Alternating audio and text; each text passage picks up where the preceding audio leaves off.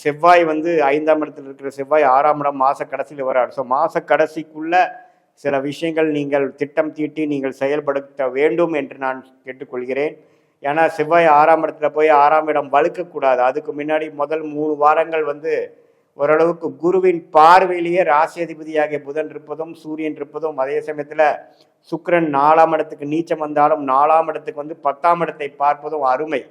So இதெல்லாமே ஒரு குளோரியஸான ஒரு நல்ல ஒரு லக்கான டைம், ஒரு யோகமான ஒரு காலகட்டத்தில் முதல் 3 வாரமாகி அக்டோபரில் சில விஷயங்கள் சாதித்து கொள்ள வேண்டும். சில விஷயங்களை இதுவரை கடன் அடைப்பது, போன வருஷத்தில் செய்த பிரச்சனைகளை வந்து வெளியில் வர்றது, வம்பு வழக்குகளிலிருந்து வெளியில் வர்றது, கடனை அடைப்பது, அது மாதிரி சில விஷயங்கள்லாம் பாசிட்டிவாக செய்து கொள்ள வேண்டிய ஒரு மாதமாக மிதுன ராசிக்காரர்களுக்கு இருக்குது. அதே மாதிரி இல்லத்தரசிகளுக்கு பார்த்தீங்கன்னா அவங்களை இதுவரைக்கும் வந்து மனசோர்வாகவும் எது சொன்னாலும் கேட்காம இருக்கக்கூடியது, குடும்பத்தில் வந்து பெரியவங்களுடைய உடல்நிலை கோளாறுனால பல பிரச்சனைகள், நிறைய செலவுகள், மனசில் நிம்மதி இல்லாத ஒரு அமைப்புகள்லாம் கொஞ்சம் படிப்படியாக நீங்கி எல்லாமே ஓரளவுக்கு சீராகக்கூடிய ஒரு அற்புதமான ஒரு மாதமாக